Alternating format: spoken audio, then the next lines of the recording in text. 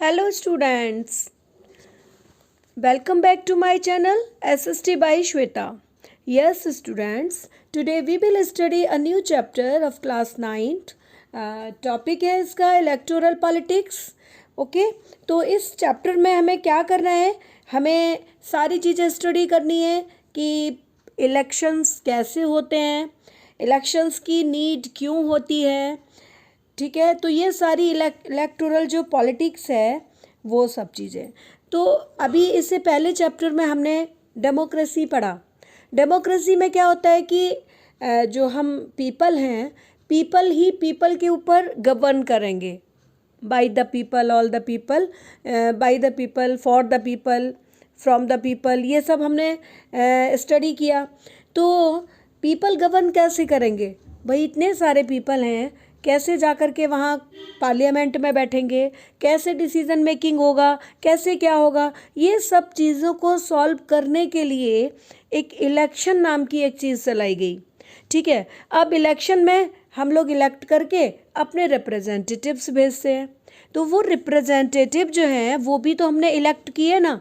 ऐसे ही नहीं कह सकते कि चार लोग खड़े हैं, भाई जा भाई एक चला जाएगा पार्लियामेंट में. तो वो एक कौन होगा, उस एक का जो हमें सिलेक्शन करना है, उस एक को जो हमें नियुक्त करना है, चुनना है, वो जो एक है पर्सन हमारे बीच में से, तो अभी हमें उसके बारे में पता करना है कि वो कैसे इलेक्ट होगा. वो जो वन पर्सन जिसकी हम बात कर रहे हैं, जो हमारा रिप्रेजेंटेटिव कहलाएगा.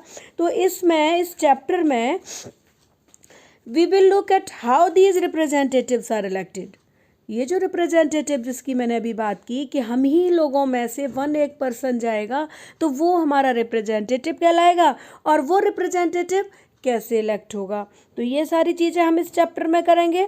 And then we begin by understanding why elections are necessary and useful in a democracy. Election क्यों नेसेसरी हैं, क्यों यूजफुल है एक डेमोक्रेसी के लिए, हम ये सारी चीज़ें भी देखेंगे. इसके अलावा we try to understand how electoral competition among parties serve the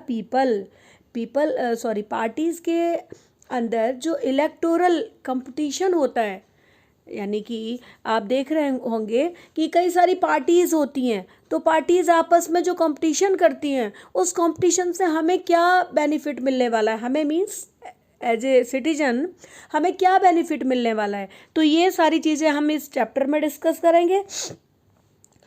तो यहाँ मीन्स कहने का है कि हमें the basic idea here is to distinguish democratic elections from non democratic election. इसके अलावा हम क्या देखेंगे कि इलेक्शन तो हो रहा है, इलेक्शन तो नॉन डेमोक्रेटिक कंट्रीज़ में भी होते हैं और डेमोक्रेटिक में भी होते हैं. तो यहाँ पर ऐसी कौन सी चीज़ है, कौन सी डिफरेंट थिंग है जो हमारे इंडिया के इलेक्शंस को डेमोक्रेटिक इलेक्शंस बनाती है. ये सारे जो चीज़ें हैं हमें इस जो है चैप्टर में आगे हमें देखने को मिलेंगी. फिर हमें इसमें इंडिया का जो इलेक्टोरल पॉलिटिक्स है, इंडिया का जो इलेक्टोरल सिस्टम है, वो हम सारा डिस्कस करेंगे कि किस तरह से होता है, कैसे कॉन्स्टिट्यूएंसी डिसाइडेड होती हैं, कैसे वोटर लिस्ट बनती है, कैसे पोलिंग किया जाता है, कैसे क्या सब कुछ हम इस चैप्टर में डिसाइड करने वाले हैं. ओके, तो यहाँ हम स्टार्ट करते हैं अभी. Yes, assembly election in Haryana, ये चैप्टर की स्टार्टिंग है बेटा. कि यहाँ पर जो एग्ज़ाम्पल दिया गया है वो हरियाणा के इलेक्शन का दिया गया है. अब हरियाणा में, और ये है 1982 की बात है, ये 1982 का इलेक्शन है. ठीक है, ये उसके बारे में आपको बताया गया है. तो उस टाइम पर 1982 में जो किसकी थी यहाँ पर गवर्नमेंट, कांग्रेस की थी. यस, कांग्रेस की गवर्नमेंट थी. और भजन लाल जो थे वो आपके चीफ मिनिस्टर थे यहाँ के. एंड जो देवीलाल जी हैं वो लोकदल पार्टी के हैं. तो यहाँ अब इन दोनों के अंदर कंपटीशन है, क्योंकि हमें एक एग्जाम्पल से समझना है ना कि किस तरह से इलेक्टोरल कंपटीशन होता है. तो यहाँ इलेक्टोरल जो कंपटीशन है, यहाँ दो पार्टी हैं आपकी, कांग्रेस एंड लोकदल. इन दोनों पार्टी का हमें ये देखना है. तो यहाँ पर जो चौधरी देवीलाल हैं, उन्होंने एक नया युद्ध करके एक स्ट्रगल कर पार्टी अपनी बना रखी है, ठीक है। तो स्टार्टिंग देखते हैं कि Haryana had been ruled by the Congress. Haryana में 1982 से कांग्रेस का शासन था। चौधरी देवीलाल ने अपोजिशन लीडर थे। उन्होंने नया युद्ध करके एक स्ट्रगल यानी एक जस्टिस मूवमेंट करके एक पार्टी बना दी, नाम रख दिया लोकदल पार्टी। तो लोकदल पार्टी के हेड हो गए कौन? चौधरी देवीलाल। अब चौधरी देवीलाल ने क्योंकि उनको इलेक्शन में विनर होना था, इलेक्शन में विनर होना था, तो कैसे ऐसे विनर होंगे? यहाँ आपको ये सारी चीज़ें भी दिखाई जाएंगी कि इलेक्शन में विनर होने के लिए कोई एक पार्टी किस तरह से हम लोगों को प्रोमिस करती है, हम लोगों को मीन्स सिटीजन्स को प्रोमिस करती है, पीपल को टेम्प्ट करने के लिए। तो ये सारी चीज़ें बताई जाएंगी इसमें। जैसे कि चौधरी देवीलाल ने क्या किया कि उनकी जो पार्टी है, Devilal said that if his party one the elections, यदि उनकी पार्टी इलेक्शन जीत जाती है, ये उन्होंने इलेक्शन कैंपेन जो कर रहे थे ना, तो इलेक्शन कैंपेन में ये प्रोमिस किए उन्होंने। तो his government would wave the loans of farmers and small businessman. उनके जो गवर्नमेंट अगर बनती है तो फर्स्ट उसका जो स्टेप होगा वो ये होगा कि सबसे पहले वो जो है स्मॉल बिजनेसमैन के और फार्मर्स के सबके जो हैं वो कम कर देगी, लोन ख़त्म कर देगी सबके जो ले रखे उन्होंने। He promise that this would be the first action of his government. उन्होंने कहा कि उनकी गवर्नमेंट का ये फर्स्ट एक्शन होगा, ठीक है। तो यहाँ तक आपको समझ आ गया।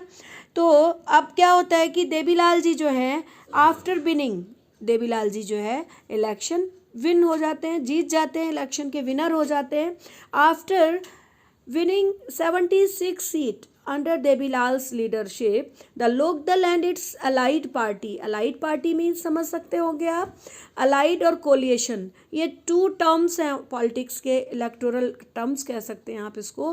allied means होता है कि जब दो पार्टी एक साथ मिलकर के इलेक्शन लड़ती हैं, यानी कि बिफोर इलेक्शन, दोनों में थोड़ा सा ही डिफरेंस है allied और coalition में।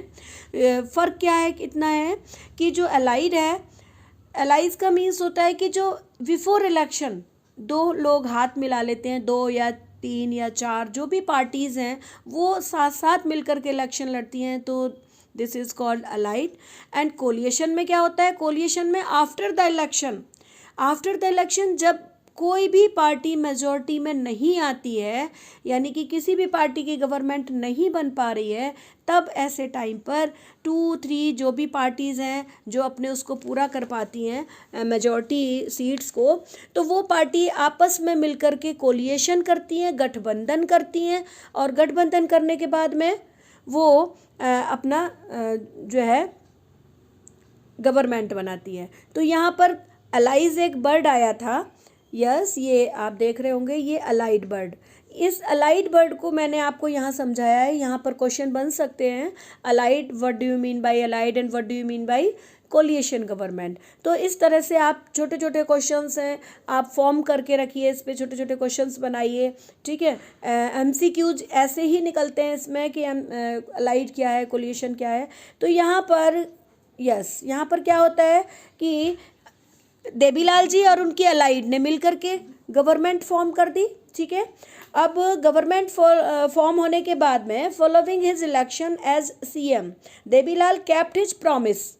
देवीलाल जी ने जब जो वो सीएम बन गए, सीएम ऑफ हरियाणा, तो उसके बाद अपनी जो प्रॉमिसेस थे वो भूले नहीं उनको, उन्होंने अपनी प्रॉमिसेस को फर्स्ट स्टेप को वही फर्स्ट प्रेफरेंस दी, और उन्होंने क्या किया कि जो बिजनेसमैन के, फार्मर्स के थे वो सब लोन्स जो है वेव कर दिए उन्होंने, और एग्रीकल्चरल लेबरर्स के भी लोन वेव कर दिए उन्होंने।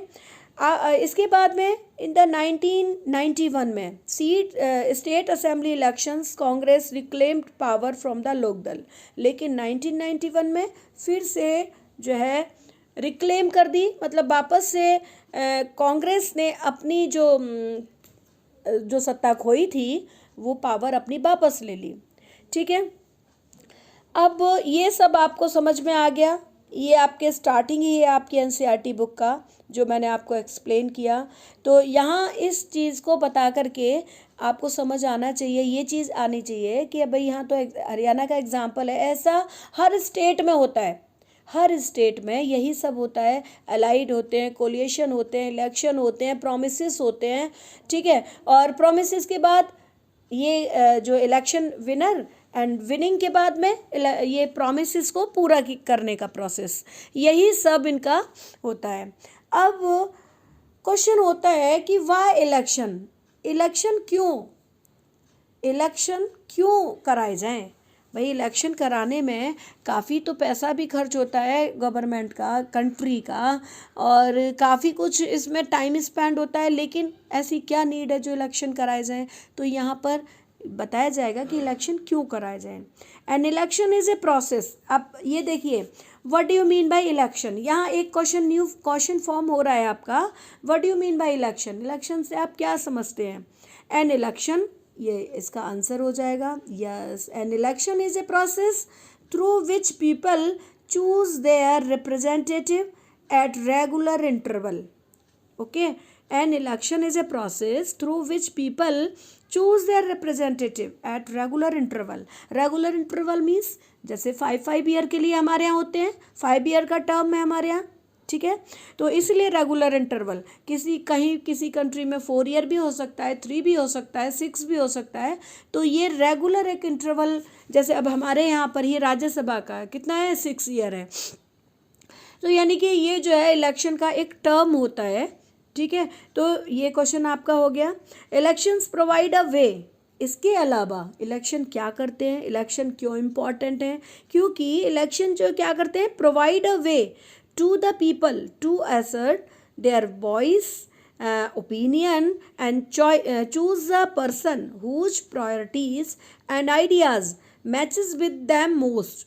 यानी कि थ्रू द इलेक्शन, यानी इलेक्शन के द्वारा हम सिटीजन, पीपल क्या कर सकते हैं कि अपनी वॉइस को उठा सकते हैं, अपनी आवाज़ बता सकते हैं। क्योंकि पहले तो हम इलेक्शन में अपने रिप्रेजेंटेटिव को इलेक्ट करेंगे, उसको चूज़ करेंगे, और हम चूज़ किसको करते हैं, जिससे हमारे ओपिनियन, हमारे विचार मिलते हैं, जो हमारी आवाज़ को पार्लियामेंट तक पहुंचा सकता है, हम उसको इलेक्ट करते हैं। हम ऐसे ही किसी पर्सन को इलेक्ट नहीं कर देते।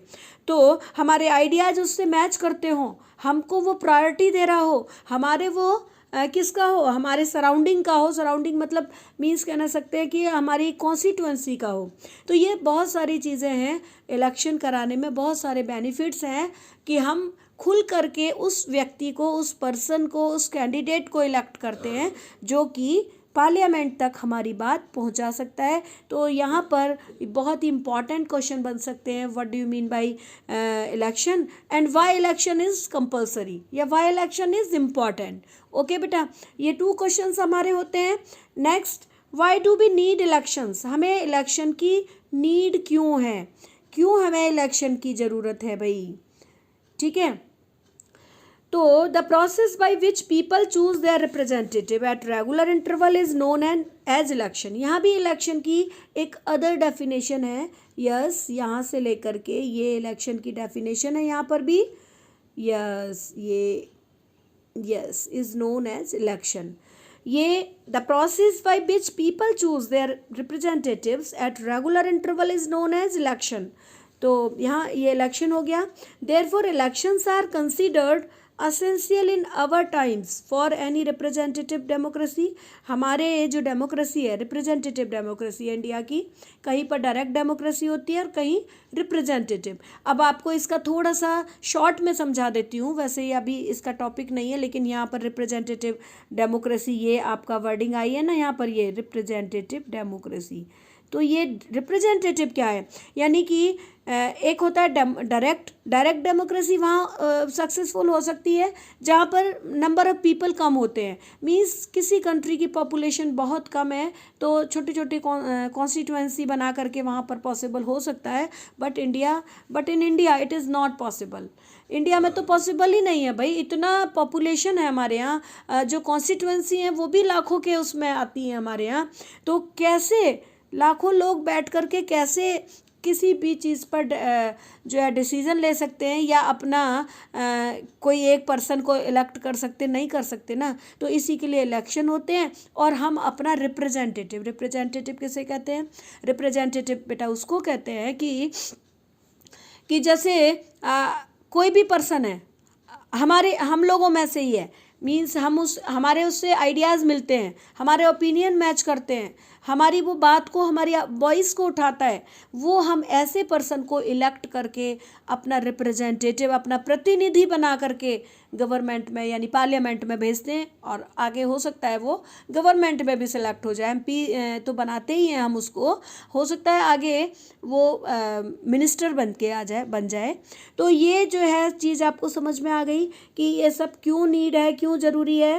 पीपल हैव अ से in who makes rules for them.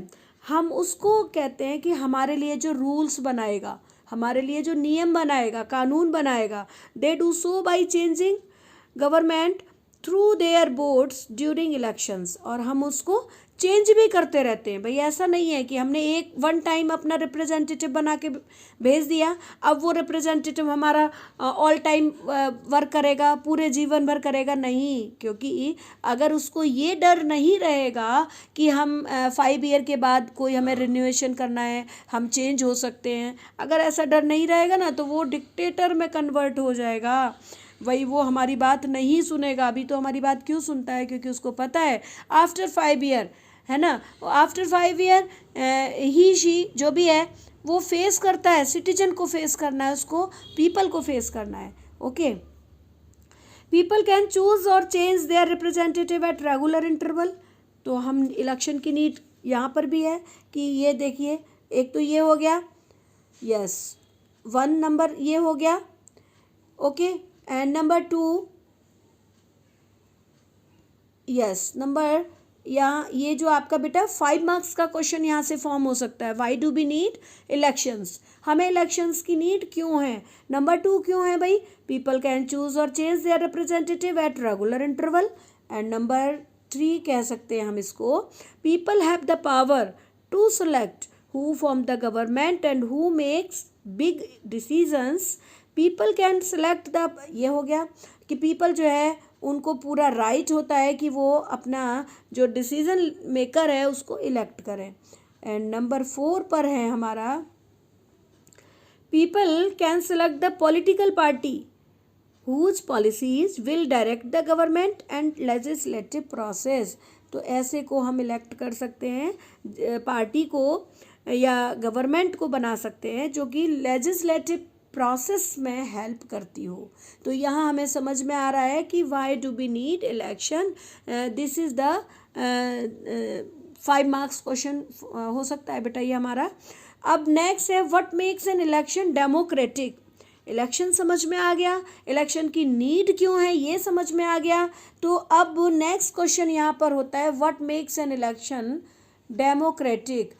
ऐसी क्या चीज़ है जो कि इलेक्शन को डेमोक्रेटिक बनाती है? भाई इलेक्शन जो है वो मैंने कहा था ना पहले कि हर कंट्री में हो सकते हैं, वो नॉन डेमोक्रेटिक में भी हो सकते हैं और डेमोक्रेटिक में भी हो सकते हैं। लेकिन our India is a democratic country ना, तो ऐसा इसमें क्या ऐसा डिफरेंट है हमारे इलेक्शंस में, ऐसा क्या डिफरेंट है जो कि इसको डेमोक्रेटिक इलेक्शंस बनाता है? तो यहाँ पर हम देखेंगे, elections are democratic under the following conditions. Election जो है डेमोक्रेटिक बनते हैं, वो कौन कौन सी कंडीशन है? नंबर 1, यस, ये भी आपका एक क्वेश्चन हो सकता है बेटा, everyone has 1 vote which has equal value. हमारे यहाँ पर क्या होता है, 1 वोट 1 पर्सन 1 वोट का सिस्टम है। अब 1 पर्सन 1 वोट मीन्स, भाई मैं, जैसे कि मैं अपना ही एग्जांपल लेती हूँ, मैं एक ऑर्डिनरी सिटीजन हूँ इंडिया की, तो मेरे वोट की जो वैल्यू होगी वही आपके प्रेसिडेंट की या PM की, उनके वोट की भी वही वैल्यू होगी। ऐसा नहीं है कि मेरा वोट 1 काउंट होगा और उनका वोट जो है किसी का 100 काउंट हो रहा है 100 टाइम्स, भाई उन एक अगर पीएम ने डाल दिया वोट या एक प्रेसिडेंट ने वोट डाल दिया तो भाई उनका तो 1000 के बराबर हो गया, यानी कि मेरा वोट 1 और उनका काउंट होगा 1000। नो, ऐसा नहीं होता। हमारी डेमोक्रेसी में क्या होता है, इक्वल वैल्यू है सबके वोट की, वही पीएम के वोट की, वही सीएम के वोट की, वही प्रेसिडेंट के वोट की और वही मेरे और आपके वोट की। आप जब 18 के हो जाओगे तब, ठीक है। अभी कहोगे कि अभी से वोट हमें तो नहीं डलवाया जाता। हाँ बेटा, अभी आप 18 बिलो हैं तो क्या है, आपको समझ आ गया। ये सबसे बड़ा और डेमोक्रेटिक फीचर है, 1 पर्सन 1 वोट इक्वल वैल्यू, ठीक है। अब नंबर 2 पर हमारा जो है बेटा, parties and candidates are free to contest elections. Parties यानी हमारे यहाँ देखते हैं ना आप, डिफरेंट टाइप की पार्टीज हैं, पार्टी बना लेते हैं, एंड जो कैंडिडेट हैं वो फ्री हैं कॉन्टेस्ट करने के लिए, वो प्रतियोगिता करने के लिए फ्री हैं इलेक्शन में, विच गिव वोटर्स ऑप्शन, जिसकी वजह से हमें क्या है, ऑप्शंस मिलते हैं। अगर हमारे पास ये ऑप्शंस ना हो, हमारे पास ऑप्शंस नहीं हो, मतलब इतनी सारी पार्टीज़ हैं, हम किसी को भी इलेक्ट कर सकते हैं, इतने सारे कैंडिडेट्स मिलते हैं, हम किसी को भी इलेक्ट कर सकते हैं, अगर ये सब ना हो तो एक हेल्दी डेमोक्रेसी नहीं है। हेल्दी डेमोक्रेसी में एक कंपटीशन होना चाहिए, वो हमारे इंडिया में है। ओके, अब नेक्स्ट नंबर 3 पर क्या है हमारा, elections are conducted every few years at regular interval. Yes, हमारे यहाँ कितने में होता है, 5 ईयर में, 5 ईयर का रेगुलर इंटरवल है। अब वो अलग बात है कि कभी कभी मिड टर्म कराना पड़ जाता है, ठीक है, लेकिन वैसे हमारे यहाँ जो है 5 ईयर का होता है। ओके, नेक्स्ट नंबर 4 पर अगर हम देखते हैं तो the people's preferred candidate is elected. जो पीपल हैं वो प्रेफर करते हैं कैंडिडेट को इलेक्ट करने में। Elections are held in a free fair, ये 5 नंबर पर ये हमारा होता है, elections are held in a free and fair way with people able to vote as they truly. यानी कि जो पीपल हैं able to vote as they truly, माने कि जो पीपल हम लोग जो हैं वो वोट करेंगे किसी को भी इलेक्शन में और एक ट्रूली मेथड से करेंगे, ठीक है। अब नेक्स्ट हमारा आता है इलेक्टोरल कंपटीशन, वो हमारा 5 मार्क्स का क्वेश्चन हो गया।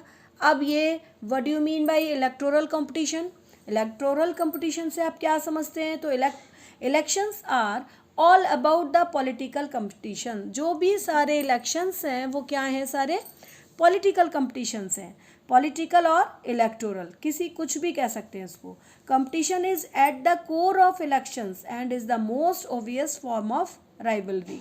यानी कि जो राइवलरी है उसका बहुत ही एक ओवियस फॉर्म, ऐसा नहीं कि झगड़ा वगड़ा करना है, ये सब नहीं, बिटवीन पॉलिटिकल पार्टीज़ के अंदर जो एक कंपटीशन हो रहा है, ठीक है, वो सब कहलाता है हमारा electoral competition. At the constituency level political competition can take place. अब यहाँ पर आपको न्यू वर्ड आएगा कॉन्स्टिट्यूएंसी, जो मैं भी आगे आपको क्लियर करने वाली हूँ, ठीक है। इंडिया का जब सिस्टम आपको एक्सप्लेन करूँगी तब मैं आपको कॉन्स्टिट्यूएंसी एक्सप्लेन करूँगी कि what do you mean by constituency. Okay, at the constituency level political competition can take place between multiple candidates. Constituency is a geographical area. Okay, यहाँ पर आपको फिर से एक क्वेश्चन मिल गया, what do you mean by constituency. तो constituency क्या है, यस, कॉन्स्टिट्यूएंसी क्या है, a constituency is a geographical area where voters elected one representative to a legislative body. क्या है आपका कॉन्स्टिट्यूएंसी, ये एक ज्योग्राफिकल एरिया है।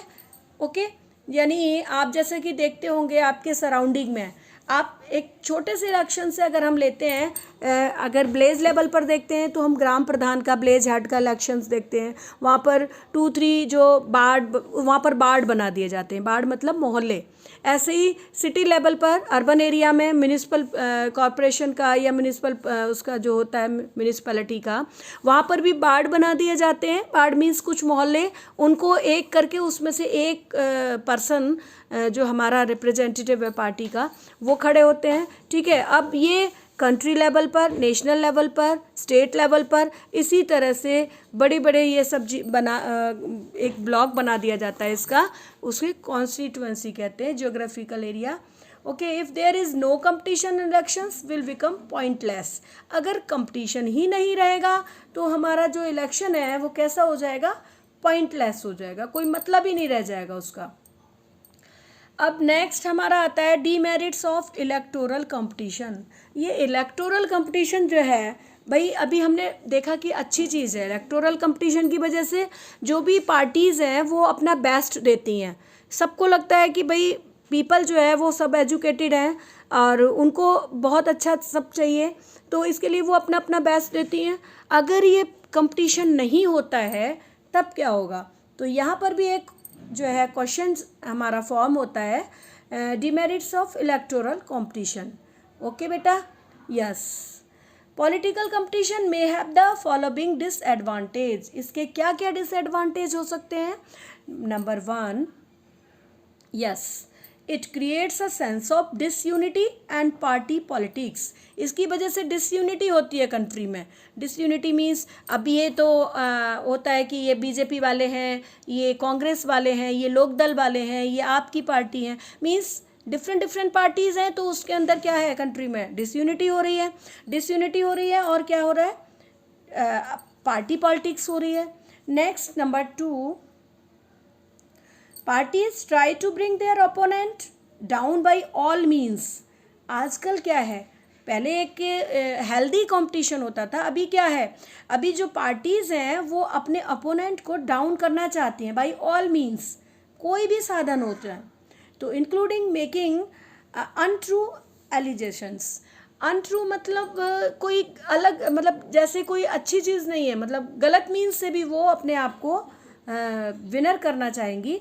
तो okay, next, long term policies can not be devised.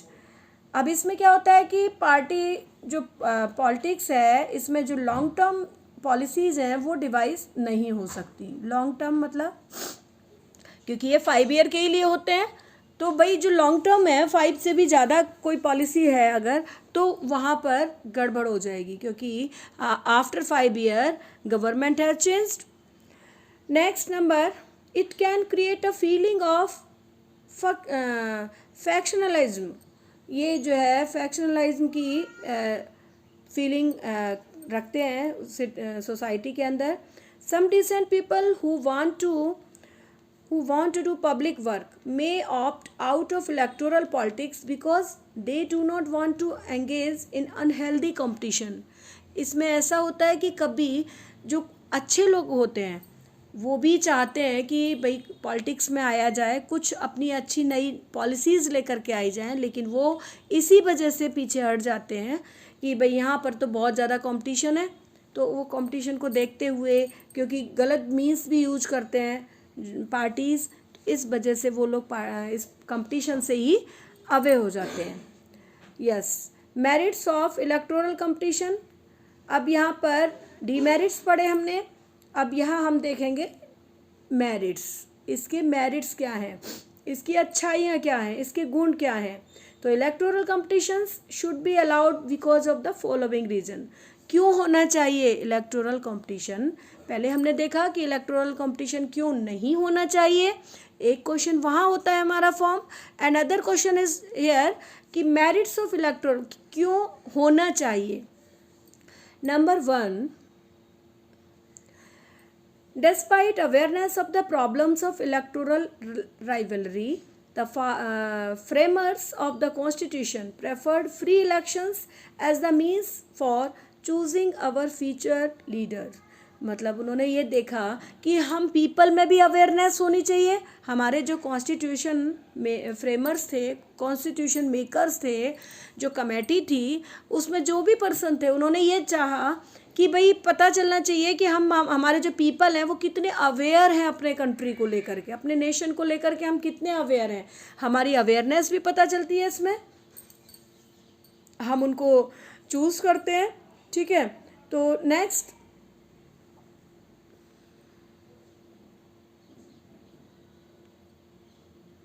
Yes बेटा, तो ये मेरिट्स ऑफ इलेक्टोरल कंपटीशन, इसकी ये अच्छाइयाँ हो गई।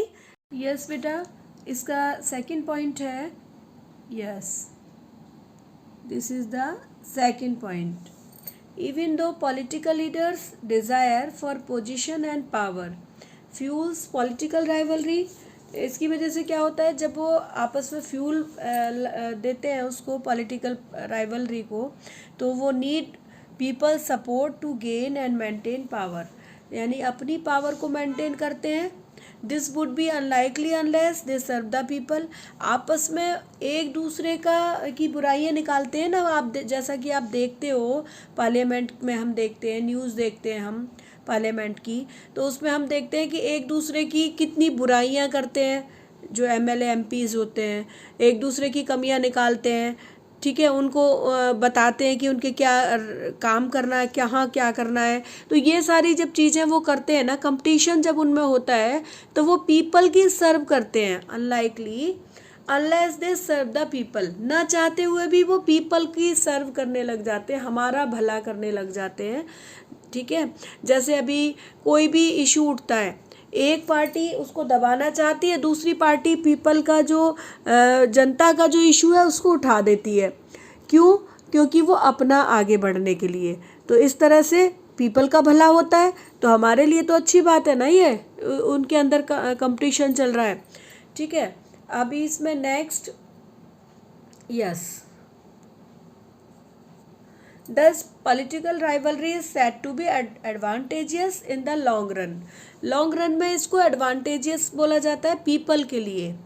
Regular electoral competition can provide political parties and leaders with the motivation to present the public in a yes यहाँ पर जो है ये जो है प्रोवाइड कराते हैं कि रेगुलर कंपटीशन जो है वो पब्लिक को रिप्रेजेंट करते हैं, पब्लिक को एक सही रास्ता प्रोवाइड करा देते हैं। Next, political parties recognize that addressing issues that voters about boost their support and chances of winning the next election. यानी कि जब पॉलिटिकल पार्टीज़ इस तरह से अपना वर्क करती हैं, अच्छे से अपना वर्क करती हैं, तो वो नेक्स्ट इलेक्शन में अपना विनर होना तय करती हैं। इस इलेक्शन में ही तय हो जाता है कि अगले इलेक्शन में वो विनर होंगी या नहीं होंगी। On the contrary, if their work is unpopular, और यदि उनका वर्क जो है अनपॉपुलर होता है, अच्छा नहीं लगता लोगों को, तो वो पता चल जाता है इसी बार कि वो नहीं जीतेंगे। ठीक है, unpopular with the public, they will be unable to win again and will be replaced by their opposing party. उनको उनकी अपोजिंग पार्टी से क्या कर दिया जाता है, उनको हटा दिया जाता है। ठीक है, तो ये हो गए हमारे merits, merit demerit electoral system के आपने सारे देख लिए। अब नेक्स्ट वीडियो में हम पढ़ेंगे इंडियाज़ इलेक्टोरल सिस्टम, इंडिया का इलेक्टोरल सिस्टम क्या है।